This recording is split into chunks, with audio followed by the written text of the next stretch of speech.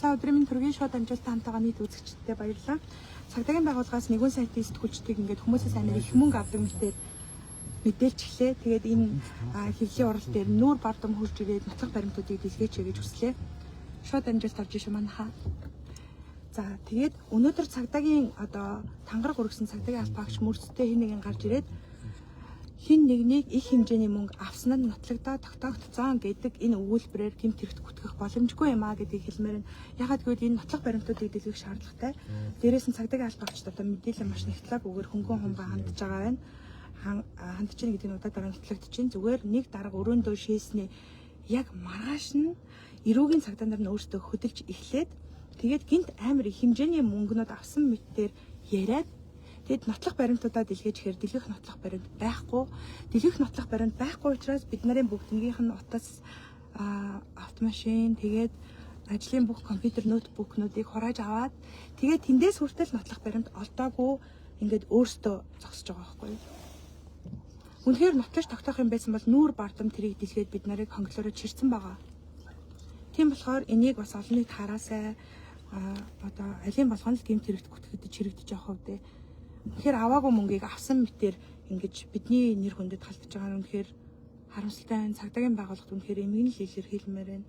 Тэгээ энэ цаг үед энэ онц ноцтой гэмт хэрэгүүдийг илчилж нотолж мэдээлсэн сэтгүүлчид эргээд гэмт хэрэгтэн болоод хоригдох хэвээр ийм л асуудал үүсчихдээ өнөөдөр. Нэг том зохион байгуулалт орсон байна гэдгийг бид сая олж харлаа. За цагдаагийн байгууллагаас мөрөөдө тоглоом зохион байгуулсан этгээдүүд 30 сая илүү 50 сая илүү 30 сая илүү 30 сая төгрөг өгснийг нь цагдаа нар хажууд хараад зогсож исэн мэтэр мэдээлсэн боловч нотлох баримт дэлгээгүй. За цаг хугацааг нь ухраагаад бодохоор зэрэг хүргэлтийн үйлчлэгээ манай ажил руу ирсэн цаг хугацаатай тогтсон. За бид ямар ч тохиолдолд ингээ хүргэлтээр янз бүрийн зүйлсийг ажил руугаа дуудаж хөрвүүлж идэв. Хүргэлтийн үйлчлэгээд захиалга өгөөд хүргэлтээс гэж залгангууд за гэд би зураглаачаараа гаргаж авахулсан. Надад миний захиалсан юм ирээгүй. Ном ирсэн. Тэр ном угаасаа миний ажлын ширээний хажууд байгаа. За тэр хүргэлтээр ирсэн ном бас нотлогдож тогтоогдох боломжтой. Тэгээд тэр номыг одоо мөнгө эхлээд өгч явуулсан юм уу гэж би ойлгосон. Тэгэд мөнгө өгч явуулсныгаа авцныг нь харсан мэтэр ингээд мэдээж юм л та. Хин нэгэн хүргэлтийн ажилтнанд их хэмжээний мөнгө өгөөд энийг нэгэн сайт руу хүргээд өгчих гээд гэтэл ингээд биднлөө залгаад тийм хүргэлтээс явж ингээд шив ганаас хавуулаад хүмүүс ингээд янз бүрийн хүргэлтээр ирж илээсэн. Гэхдээ ингэж бохор технологиор ашиглаж болохгүй. Ягаад гэвэл яг юу хүргэлтээр ирээд бид нар юу авсан нь нотлогдож тогтоогдох асуудал. Тэгэхээр энэ асуудал дээр мөнгө байсан юм уу, өөр юм байсан юм уу? Хэрэв мөнгө байсан гэж тэр мэдүүлээд байгаа хүн нь тэр мөнгө авсан юм шүү. Тэгээд цагдаа нь өнөөдөр дэлгэх мэдээлэлгүйгээр ингээд нүрээ олцуулаад зогсож байгаа юм шүү. Тэгээ яагаад ингэж бидний амар их мөнгө аваагүй байхад авсан мэтээр яриад байгаа. Одоо аваагүй юмгаа авсан гэд толгойг удаалгаа зогсох тийм ямар ч боломж болцоо алга. Тийм болохоор энэ цагдаагийн байгууллагын хэсэг яг энэ хууль бус зүйлстэй хитрхи удаан холбогдсон, хитрхи энэ бохор намагт удаан шийдчихсэн энэ дарга нар нь өөрсдөө энэ гэмт хэрэгүүдийг нь илчилж нотлоод илрүүлээд идэг биднийг л хорчихвол бүх асуудал дуусна гэж бодсон даа. Ингээд удаа дараа намайг хорих гэж удаа дараа гэмт хэрэгтэн мэтэр нийгэмд ойлголт өгөх гэж хичээж байгаа харагдаж байна. Та бүхэн ч гэсэн маш саргуугаар харснаар дарга шээсний маргааш Монголын цагдаа хэвлэлээр ажиллаж эхэллээ. Дарга шээсний маргааш хэвлэл сэтгүүлчийг их хэмжээний мөнгө авсан мэтэр бүтгэж эхэллээ. Цагдаа хууль сахиулах үүрэгтэй хүмүүс хэрнээсээ хуулиа мөрдөж ажиллах байна. Хуулийн дагуу одоо мэдүүлэг тайлбар авах цагаа сунгаж байна. Хүний эрхийг мэдрэмжгүй ажиллаж байна. Хувь хүний эмнэлэг байдлын тухай мэдээллийг олон нийтэд мэдээлж байна. Зүгээр л нийгэмд муухай харагдуулж цагдаа ялж дуусгах гэж хичээж байгаа харагдаж байна. Тэгэхээр энэ асуудал дээр үнэхээр одоо хариуцлагатайгаар мэдэгдмээр байна, мэдээлмээр байна. Ямар нэгэн байдлаар ийм их хэмжээний мөнгө авсан ямар ч үндэслэл байхгүй. Энийг одоо бүгд зохион байгуулалттайгаар ингэж одоо хийж хэрэгжүүлэх гэж л ингэж бидний бүх зүйлийг хурааж авсан. Өнөөдөр хэрвээ бүх зүйл нотлогдоод тогтоогдсон бол тэрийг яагаад дэлгэхгүй байгаа? Бид ерөнхий прокурорт нь бас гомдол гаргах гэж явж байна. Прокурорын байгууллагаас энэ цагдаагийн байгууллагатай хяналт тавьж байгаа юм уу? Цагдаагийн байгууллага хитрхи дур зоргоор авирлаад ингээд гүтгээд хонголдохоо дээшлээ гэдэг юмнууд яригдчихээн л та. За энэ цахим гэмт хэрэгтэй тэмцэгцийн албаагчид нь өөрсдөө ингээд тороол болгоод их удаж байгаа. Тэгэхээр нийт Монголын ард иргэдтэй улаан төрийн өндөр дээд албан тушаалтнуудад хууль санаачлан баталдаг эрх мөдөд бас хандахыг хүсэж байна.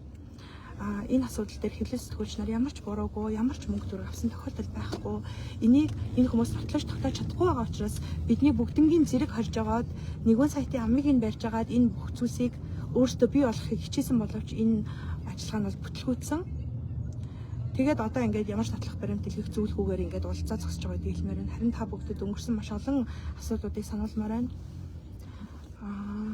Насан туршид хүүхд хүчирхийлсэн цагдаа нар ямар ял шийтгэл авсан юм? За нөгөө мөрөдө тоглож исэн хятадуудыг манаа зогсож исэн цагдаа нар ямар ял шийтгэл авсан юм? Их олон асуудал байгаа л да. Энэ мөрдсөөрөө халахвчлаад гэмт хэрэг үйлддэг маш олон цагдаа нар бий. Энэ цагдаа нарын дараагаас болоод ингээд өнөөдөр сэтгүүлч нарыг зүгээр нийгэмд мөн харагдуулбал ийм үйл ажиллагаа явж байгаа гэдгийг та бүхний бас соргоор олж хараасаа гэж хүсэж байна. Маш олон хэвлэлүүд сэтгүүлч нар бас нэгдсэн байр суурьтай болж чадж байна. Тэгээд ер нь бол хуулийн хэлтийн байгууллагаас ч гэсэн одоо энэ өргөсөн хангалттай үнэн ч байж тусалж дэмжиж хууль эрх зүйн зөвлөгөө тусламж өгж байгаа. Энэ бүх хүмүүстээ маш их талархаж байна. Тэгээд хин нэг гэмт хэрэг үйлдэхгүй байхад нь өөртөө зохиогоод үйлдүүлж идэх ийм нийгэмд одоо амьдарч байгаадаа үнэхээр харамсаж байна. Гэмт хэрэг үйлдэхгүйгээр зүгээр мэргэжлийн үйл ажиллагаагаа эрхлээд явж байгаа хүмүүс тэгээд биднийг үргэлж ингэж гэмт хэрэгтэн болох гэж улаардаг нь үргэлж хуулийн байгууллагын байсаар ирсэн. Тэгэхээр энэ байгууллагыг хэдүүлээ шинжлэх ёстой, цаг нь болсон юм байна. Энэ хэвлэл мэдээллийн байгууллага сэтгүүлч гэдэг бол гэмт хэрэгтэн биш ээ гэдгийг бид бас нэгдэж дуурах цаг нь болсон юм байна гэж хэлмээр байна. Өнөөдөр хэн нэгэн үнэхээр аваагүй мөнгөнийхөө төлөө хэрэг хүлээж дахиж энэ гэмт хэрэгтэн мэтээр амьдрах энэ он жилүүдийг эхлүүлэхийг хүсэхгүй байна. Тэгэхээр энийг цагдаагийн байгууллага нь өөрөө мөрөдө тоглоомчтойгоо зохион байгуулсан үйл ажиллагаа гэж харж байна. Миний одоо хардж байгаа үндслээр тэр хууль бус мөрөдө тоглоом зохион байгуулсан этгээдүүд цагдаагийн байгууллагатайгаа хамтраад их хэмжээний мөнгийг хүргэлтийн үйлчлэгээр нэгэн сайтын редакц руу илгээсэн байна. Гэтэл бидэнд мөнгө бол ямар ч мөнгө ирээгүй байдаг. Энэ нь нотлогдож тогтоогдох асуудал. За тэгвэл тэр мөнгө нь хайцсан. Магадгүй тэр цагдаа нар ч өөрсдөө авсан юм уу? Тэр жолооч нь авсан юм уу? Бидэхгүй байна. Угаасаа бид нар мөнгө аваагүй гэдэг нь нотлогдож тогтоогдно. За тэгвэл эргээд энэ нөгөө хууль бусаар мөрөдө тоглоомын зохион байгуулсан этгээдүүдийг өөрсдөө тоноршилгаж байгаа юм уу? Харсан юм уу гэж цагдаагийн байгууллагаас суумаар байна. Тэр ажилтны тэмцэх газрын ахлах комиссар байсан. Одоо хаал дургийн цагдаагийн 20 дугаар хэлцээний мөрдөө шалгах засгийн даргачлал мөнх сонор гэж хүн мөрөдө тоглоомчдоос хувь авч өөрсдөө ажилладаг. За тэр хүний ард мөрдөн байцаа хаалтны дарга оч гэрэл гэдэг хүн байгаа гэдэг ийм мэдээлүүд яригдчихсэн. За тагнуулын ерхий газрын даргаасан гэрлийн хүү Чимбат гэдэг хүн яригдчихсэн. За зохиол генералын үед цагдаагийн байгууллагын удирдах албан тушаалыг харж байгаад яг энэ мөрөдө тоглоомчдын асуудал нийтлэгдэж эхлэхэд өөрийн өсдөр үргэлжлөө өгсөн байж болцсошгүй ганс сох гэдэг дарга яригдчихэж байгаа. Энэ олон цагдаагийн энэ мөрөдө тоглоомчтой холбогдож байгаа хүмүүсийг шалгасан юм уу гэж асуумаар байна. Тэгэд энэ мөрөдө тоглоомчтой холбогдсон мэдээллүүд нэгэн сайтаас устгагдсан гэж цагдаагийн албаагч нь өөрөө биднийг гүтгэлээ. Тэгээ та бүхний шсэн ороод нэгтлаасаа гэж хүсэж байна. За энэ мэдээллүүд нь бол бүгд ил тодор нийтлэгдсэн хэвээр байгаа. Тэр Жамбал Баав гүн сумья гихч хүмүүсийг цагдаа урьдчилан сэргийлсэн юм уу? Энэ мэдээлэл нь ил тодор нийтлэгдсэн хэвээрээ байгаа шүү дээ. Ягаад энэ устгагдаагүй мэдээллүүдийг устсан битээр ингэж олон нийтэд буруу ташаа мэдээлэл өгч байгаа юм бэ гэдгийг асуумаар байна. Маш олон бот хаягууд манай пэйжүүд рүү халтсан тохиолдлууд байсан. Тэгэхээр энэ бохор үйл ажиллагааг цагдаа өөртөө явуулдаг шүү дээ. Болооч гэдгийг хэлмээр байна.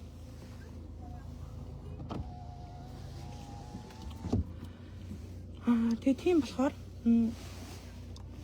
үргэлж ингээд гэмт хэрэгтэн болох гэж улаан гүтгэхээс илүү Монголын цагдаад өнөөдөр ажил байхгүй болсон юм уу? Өнөөдөр энэ төрд чинь маш олон гэмт хэрэгтнүүд их хурлынхаа чуулганы эндэр дээрээс бие биенийхээ одоо үйлцэн гэмт хэрэгүүдийг яриад сууж идэг. Тэгэл энэ газрын доорх баялаг энэ биднийг идэж ууж байгаагаа гар нь хордуулж байгаа асуудлууд. Энэ асуудлууд дээр бид нар чалгаж шийдвэрлэхийн цагдаагийн албаагч нарт маш олон асуудлууд байгаа боловч ягаад энэ хүмүүс дээр ажиллахгүй жиж энэ олон гэмт хэрэгүүдийг эрүүл мэнд, амь нас, гэр бүлээ золин сурвалжилдаг хүмүүсийг гэмт хэрэгтэн болгож нийгэмд харагдуулах гээд байгаа юм бэ гэдгийг бас асуумаар байна. Тэгээ нэгүн гэдэг сайт бол энэ хүртэл үргэлжлэл иргэдийн дунд явж ирсэн. Бидэнд байгаа бүх дата дандаа иргэдийн гомдол мэдээлүүд өгдөг, дандаа игэл иргэдийн талархал өгдөг. Тэгээ эргээд нөгөө иргэдийн охиросон хүмүүс чинь бидний дайсан болж үлддэг. Тийм болохоор тэр хүмүүс бид нарыг гэмт хэрэгтэн болох гэж хичээж байна. Гэхдээ Үнэхээр гэмт хэрэг үйлдэг учраас би одоо дахиж үйлдэгөө гэмт хэрэгээ за хууль хүчин төгөлдөр үйлчилдэг Монгол улс шүү дээ. Ардчилсан улс шүү дээ. Шүүх цэцэглэлтэй улс шүү дээ. Маш олон асуудлууд тэгээд хуулийн байгууллагатай итгээд ингэж гэмтхийг хүссэнгүй. Бүх зүйлийг одоо ил тодор бодиттой байгаасаа гэж хүсэж байна. Бүх зүйл нотлогдож тогтоогдох хэрэгтэй. Энэ түүний алдар нэр явж байгаа. Энэ мэрэгжлийг сонгож суралцсанаас хойш энэ салбарт бас хазааж хэлтгэлгүй ажиллаж байгаа сэтгүүлчийн хувьд миний араас төрөн гарах их олон сэтгүүлчийн зүрх зэргийг мохоож байна. Эсвэл ингээд сэтгүүлчдийн гэмт хэрэг тэмдгээр харуулж зорж байгаа нь үнэхээр увайг үйлчлэж харж байна. Цагдаагийн байгууллагын хэвлэлтэй нэг сэтгүүлчийн эмэгтэйтэй үзэлцээд их нь хэр зохиомжтой юм бэ? Заавал та нарын зүг болж төгсөх ёстой юм уу? Заавал би гэмт хэрэгтэн болж дуусах ёстой юм уу? Заавал би хоригдчихл байвал та нарын бах тав хангах гэдэг юм уу? Энийг хэн захиалсан? Энийг Монголын ард түмэн тэр чигтээ тэр шээсэн, тэр зансан хүний оролцоо байгаа гэдгийг тэнэг биш болохоор бүгд олж харчаад байхад яагаад улаарад байгаа юм? Яагаад бид нарыг мөнгө авахад хараа зогсож исэн мэтээр яриад байгаа юм? Яагаад хараа зогсож исэн мэтээр ярьж чадж байгаа бол нотолж чадахгүй байгаа юм? Асуумаар байна. Тэгээ маш олон цахим орчинд пэйжүүд, аккаунтууд бий. Энэ бол бүгдээрээ цагдаагийн албаагчид өөрсдөө ийм бохир технологиор үзэлцдэг болсон. Тэгээд яриад байвал маш олон асуудал байгаа л да. Тэгээд ер нь бол хэлэл сэтгүүлч нар нэгдсэн зохион байгуулалтын дээр нь бол орж байна. Угаасаа ингээд удаа дараа дахин ингээд гэмт хэрэгтнэрээ цоллуулад ингээд бүтгэгдээд ахыг хүсэхгүй байна.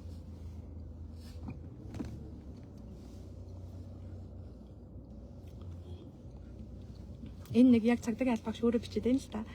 Энэ хүний бандтаа бид нар маш олон пэйжтэй. Одоо хаширсан хүн гэж хаширсан үнийг хэлдэм чинь дээдлийнхэн. Батунтай яг шин дээр. Яг хараа зогсож исэн мэтээр ярихаа болох хэрэгтэй. Нотлох баримтуудаа дэлгэх хэрэгтэй. Нотлох баримт та нарт байхгүй учраас бид нар утаснуудаа өгсөн шүү дээ. Утаснаас маань ямар нэг юм гаргаад тавих цаг хугацааны хувьд ингээд хоноод өглөө нь мэдээлэл хийж хахад юу ч гарч ирсэнгүй шүү дээ. Энд чинь үнэхээр та нар аргаа барж байгаа, өрөвдөлтөй харагдаж байгаагийн шинж байхгүй юу? Одоо та нар эвлүүлэг монтаж хийж гүтгэхэл энэ ажил үйлдэлээ. Тийм болохоор энэ цус ихтэй энэ өтгүүлэх, дээрлэхүүлэх, дэвсгүүлэх дургүй ард түмэн хэрхэн сэтгүүлчээ дэмжихийг, хамгаалахыг бас харуулж чадна гэж бодож байна. Ягаад гэвэл бид гэмт хэрэгтнүүд биш учраас, ягаад гэвэл тэд мөрөдөө тоглоомчтойгоо нийлэн батлаа тэр мөнгөө өөртөө авч идчихэд намайг тест үнэхээр гоё.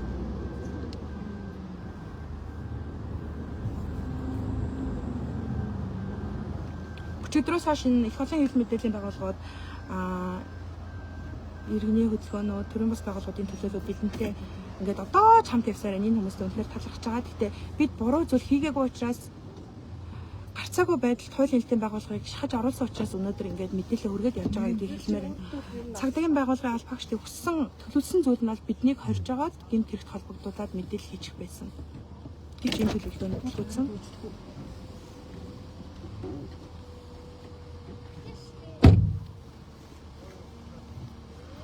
Тийм болохоор та бүхэн бас гүг энэ тал зүгээр юм уу?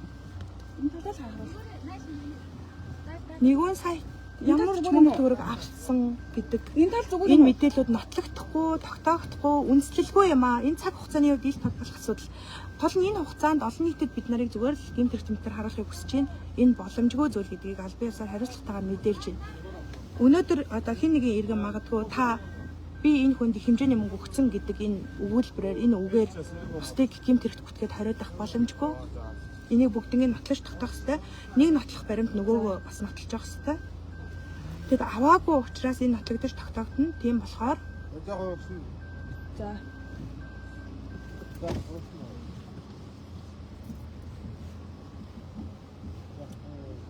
би мигтэй штэ. Тийм болохоор би үнэхээр одоо ихтгэл төгс байна. Яг хоо энэ мэрэгчлэр ажиллах үедээ ингээд байнга л хонглоорч хэрэгдэг болохоор шантрах үе байсан. Одоо бол маш шийдсэн байна. Тэгээд надтай ажиллах маш олон сэтгүүлч шийдсэн байгаа. Сэтгүүлчд бол гэмт хэрэгтнүүд бол биш. Энэ хуулийн өрөөнд шалгагдаад шийдвэрлэгдэх асуудал. Цагдаа өөртөө ингэж муухай гүйцэтгэх ажиллагаа явуулж өөртөө ингэж гэмт хэрэгт одоо гэмт хэрэгтэн болох гэж улаарч энэ бүхнийг хийдгээ болооч гэж хэлмээр байна.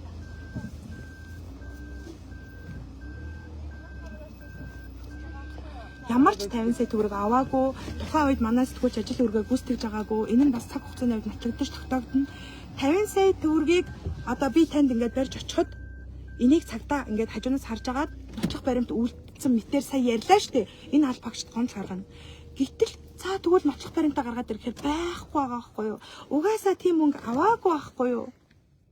Зүгээр л мөрөн дээрээ мөрцтэй хүн гарч ирэл наа чин 50 сая төгрөг авчиж наа чин 100 сая төгрөг авчиж гэж хэлснээр бид нар авсан болоод гэмт хэрэгтэн болчихдгүй юм аа. Энийг нотлох хэрэгтэй, энийг тогтоох хэрэгтэй. Энэ бол боломжгүй зүйл. Ямар ч тийм мөнгөний асуудал байгаагүй, аваагүй. Тийм учраас маш нүүр бардам байна. Тийм болохоор эцэг хүртэл шалгуулна. Харин нийт иргэд нүд цавчихгүй байж өгөөрэй. Өнөөдөр нэгүн гэдэг сайт үйл ажиллагаагаа явуулахгүй ингээд бид үүд хаалгаа барьж болж байна. Гэмт хэрэгтэн гэж гүтгэхдэггүйгээр. Гэхдээ бидний орон зай яг энэ цаг үеийн нийгэм байх ёстой гэж би өөрөө хувьдаа хардаг. Хуулийн байгууллагч гэсэн хамтраад дэмжээд одоо үүрэг оролцоотой байгаад хүрсэн маш олон ажлууд бий. Тийм болохоор ямар ч тохиолдолд ингээд нүүр бардам хэлмээр байна. Өнөөдөр би тэр 50 сая төгрөг ч юм уу тэр 30 сая төгрөгтэй холбогдсон бол надад ингэж ярих нэр нүр байхгүй. Нэр хугарахаар яс хугар. Тийм болохоор энийг одоо аваагүй юм ч одоо авсан гэлтэй биш.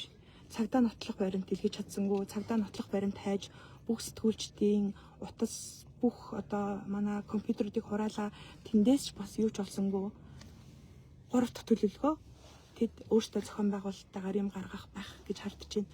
Учир нь бид ямар ч мөнгө аваагүй хариуцлагатайгаар мэдэгдэж байна. 50 сая төгрөгийн асуудалд нэр холбогдож байгаа сэтгүүлч маань ажил үргээ гүйцэтгэжсэн цаг хугацаа бол биш. Ажил үргээ гүйцэтгэж байгаагүй.